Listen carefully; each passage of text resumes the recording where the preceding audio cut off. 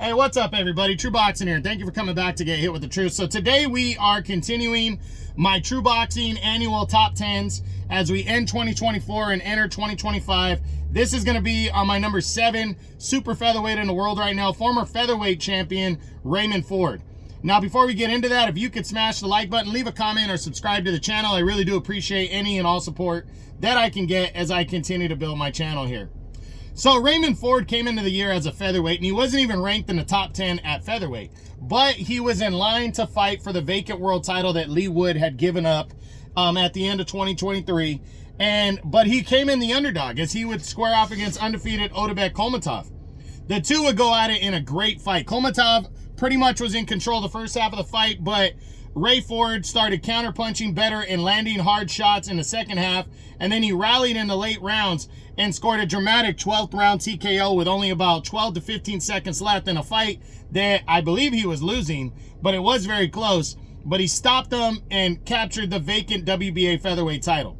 Originally, he wanted to move up in weight after that, but he got drawn in to a major showdown on the 5 versus 5 card as he would represent Matchroom and Eddie Hearn when he took on undefeated Nick Ball, who was coming off of a very stellar performance against Ray Vargas for the WBC title that was scored a draw. These two guys would go at it in an all-out slugfest right here. Toe-to-toe, great action, great fight, but sadly Ford would suffer the first loss of his career by a close 12-round split decision and would lose the WBA title. But Ford didn't let that get to him.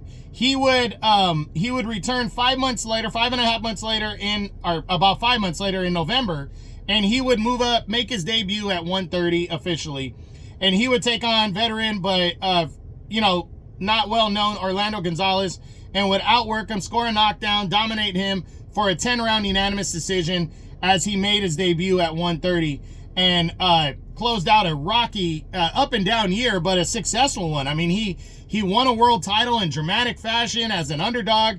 Then he went on to a major card, the Riyadh season card, and lost the title in an all-out war. Great fight. Then he moves up in weight and makes a great debut. Now he stands at 16, 1-1, 8 knockouts, only 25 years old. So he's got everything ahead of him, and he's a WBC's number 5 contender. Now, we know that a lot of does he have a chance at a world title this year? I don't know. I really don't know. I'm going to lean towards the less likely just because, he's so talented that fighters might stay away from him. But I think he's got a lot of other options. Potentially a rematch with Edward Vasquez, who they had a controversial fight at 126. Zelfa Barrett's always looking for opponents, and he's a Matchroom guy.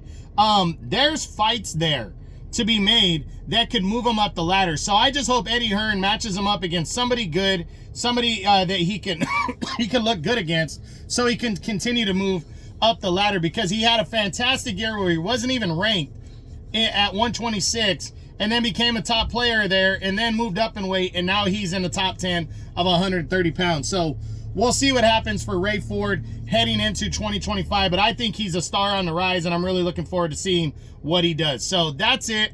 That's what I got. That is my True Boxing annual top 10s as we continue with the 130-pound super featherweight division, as this was my number 7 super featherweight in the world right now, former featherweight champion Raymond Ford. I hope you enjoyed the video. If you did, smash the like button, leave a comment, or subscribe to the channel. I appreciate any and all support. This is True Boxing, and you've been hit with the truth.